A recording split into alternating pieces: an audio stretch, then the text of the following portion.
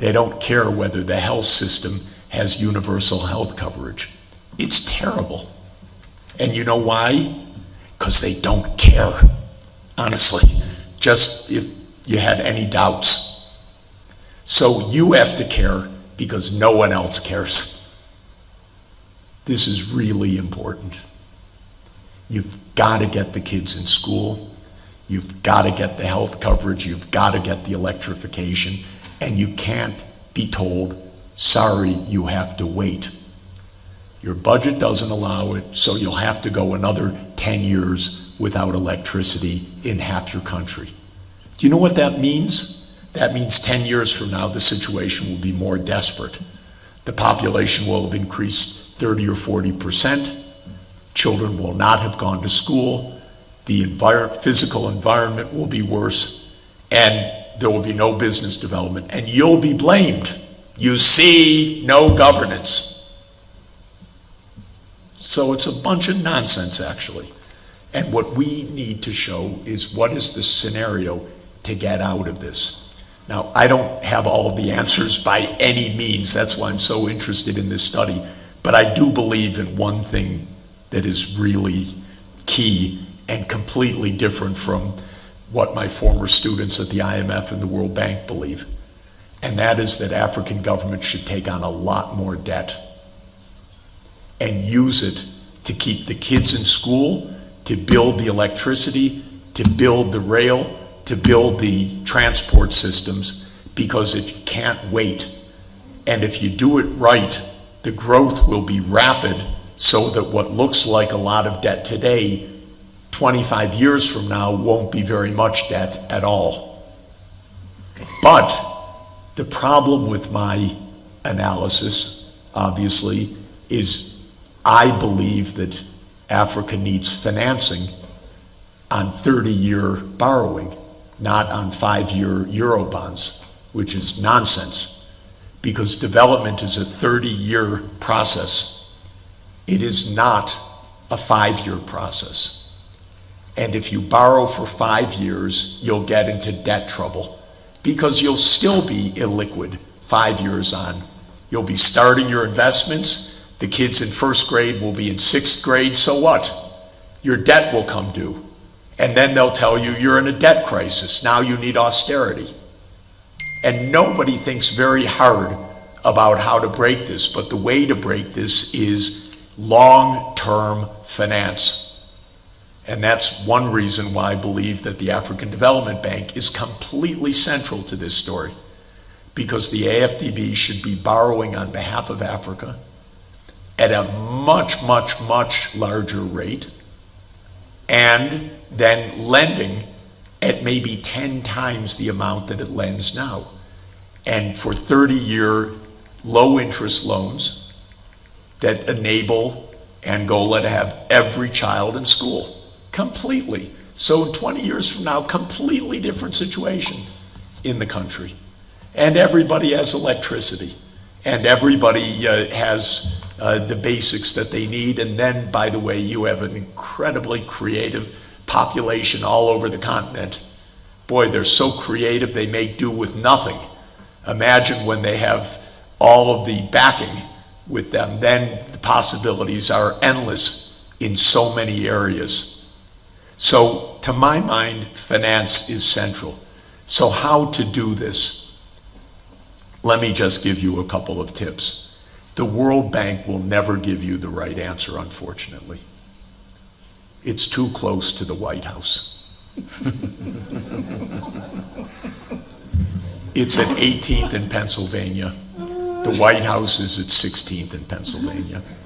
The executive office of the president is at 17th in Pennsylvania. The IMF is at 19th in Pennsylvania. It's very tough. But you've got friends all over the place. And you need to use the friends all over the place. China is crucial for Africa's future development, no question.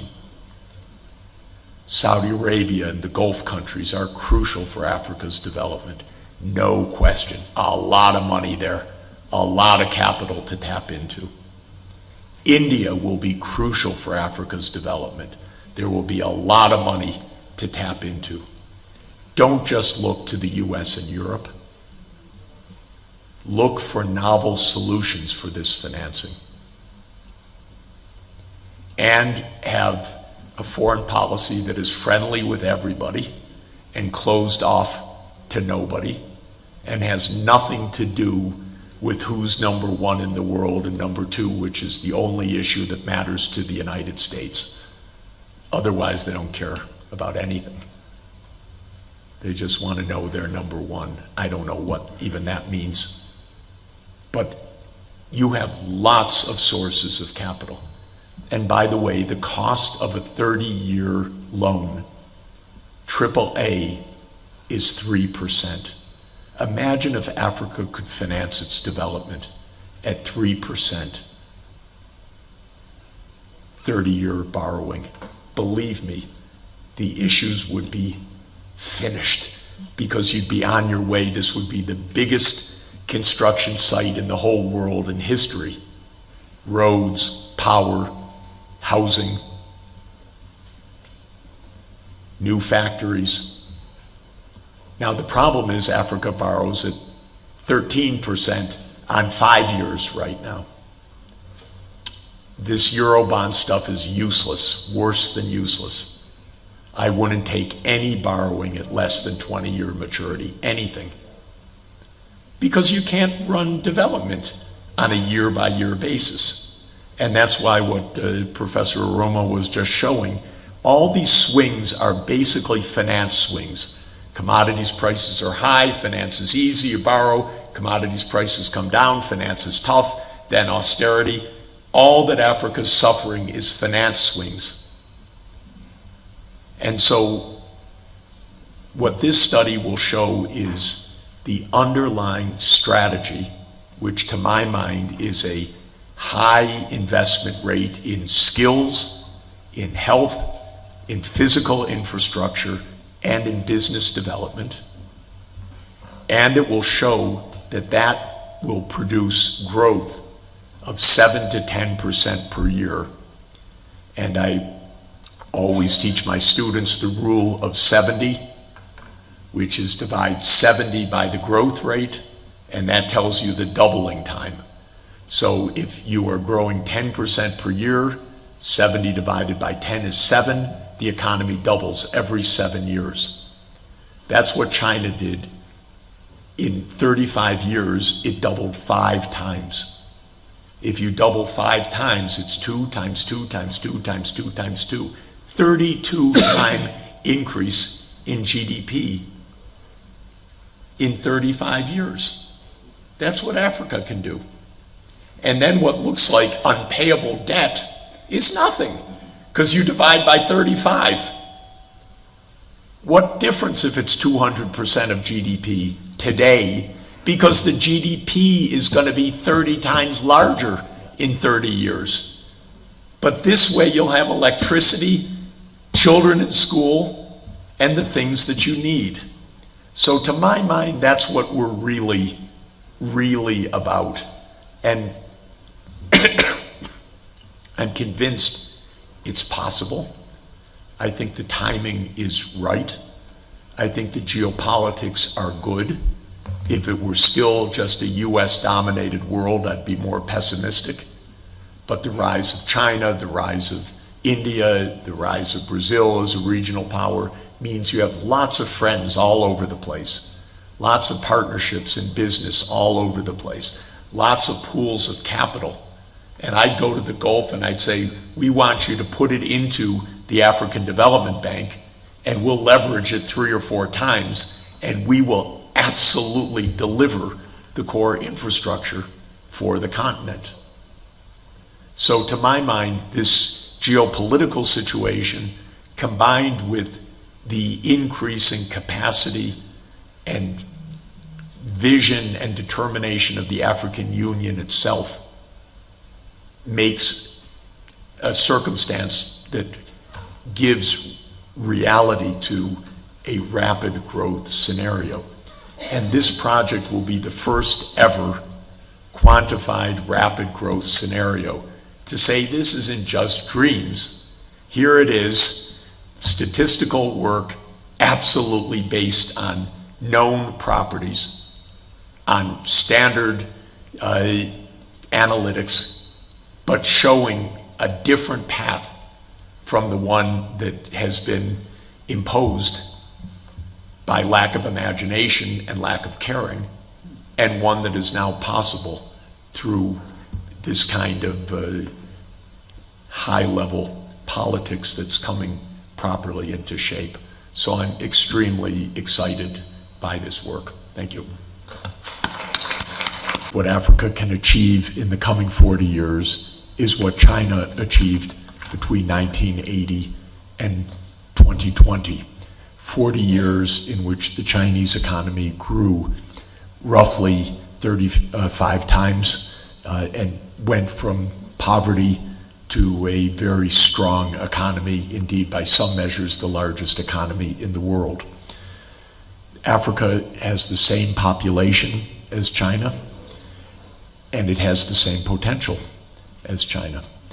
But it requires, obviously, a deep strategy to achieve this kind of result, because what China achieved resulted from a deep strategy.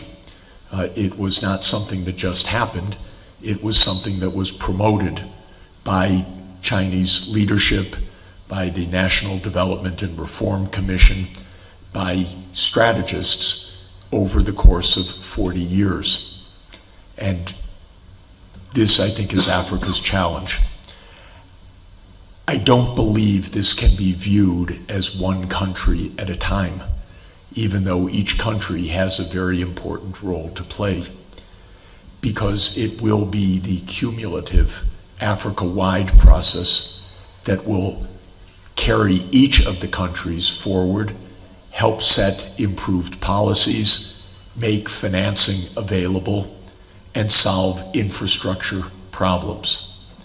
Africa needs an Africa-wide power pool. Africa needs an Africa-wide fiber network.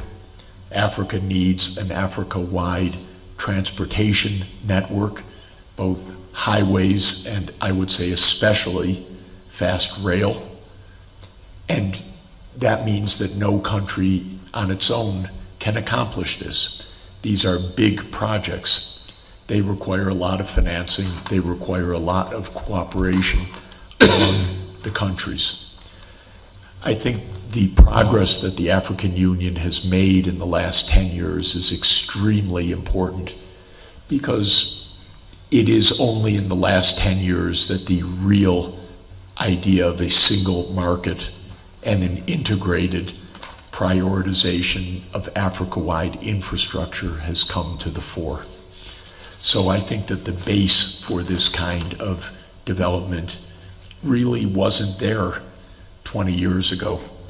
Individual countries could do their best, often surrounded by a lot of chaos in their neighborhood, but it was very hard to get this kind of long-term, rapid development. Now, I think what's crucial is that at the base, long-term rapid development comes from investments. And rapid growth comes from high levels of investment relative to the size of the existing economy. So to grow faster means to invest a higher proportion of GDP.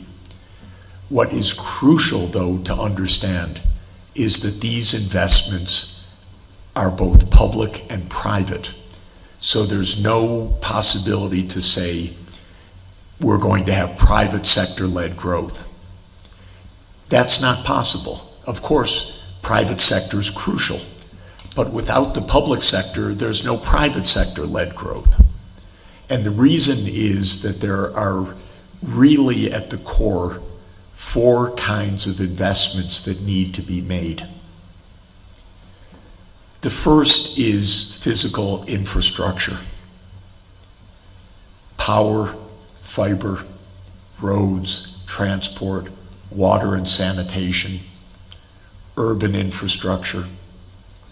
And these are by and large public sector investments. Of course, the private sector can contribute, but I don't know of a single country where the private sector does this on its own, because these are monopoly sectors. So if you hear about the privatization of the utility sector, don't believe it. Nobody has a private utility sector. They may have private utilities that are publicly regulated, but this is a public investment, and that's crucial. The second investment is, and the most important fundamentally, is in human capital. First, basic health care, nutrition, healthy brain development, healthy child development. It's fundamental, obviously. And then children in school learning. Africa needs all of its school-age children in school, all of them. This is not so hard to accomplish, but I'll come back to it in a moment. But that is a public effort. No private sector is going to solve that problem. What the private sector does with health and education is cater to the top 1% or the top 5% or the top 10% of the population. But that's not economic development. Economic development is ensuring that all children have at least an upper secondary completion, but I would aim, and I think this study should aim, that 30% or more of African young people have a university degree by 2040 or so. Absolutely achievable, even faster, especially with online education. So this is the second area of investment. It's public. No business is going to come other than to take oil and gas or cobalt unless there are skilled people in the workforce. What a business wants is, are there managers locally? Are there engineers locally who can manage the technologies? Are there people who can be a good interface with the international community? That's all education. And so this education as the second fundamental part or human capital is critical. The third is business development. And of course that's overwhelmingly private sector. And it's both domestic businesses and international businesses. But I tell you, if there's no electricity, they're not coming. If they have to depend on their own diesel generator, they're not coming. If they can't find skilled workers, they're not coming. If there isn't decent water and sanitation, half of manufacturing can't function. And the fourth kind of capital is the environmental capital. This continent is uniquely blessed with natural capital, and it's uniquely threatened now. It's under a lot of stress. And so there's going to have to be a lot of investment to protect the nature, to stop the deforestation, to protect the ecosystems, to protect the wildlife, which is key for tourism aside from everything else. And that requires a lot of investment as well. So the core that I'm emphasizing is we need a smart investment strategy more than anything else. And that investment has to be comprehensive. And I feel very much for the minister, and I want to turn to this now, when she says, I have to pick and choose. My budget does not allow this. Do you know that most African budgets right now do not have enough revenues to keep all children in school, period? It's not a matter of desire or not. It's a hard bottom line. Africa has a large young population. Sometimes 35 or 40% of the entire population is school age. And schooling costs something. There have to be teachers. The teachers have to be paid. There needs to be physical infrastructure. And if you're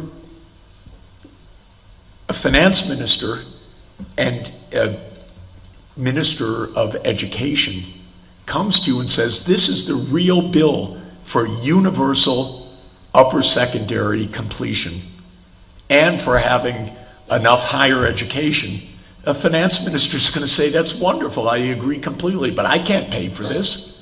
That's 20% of GDP you're asking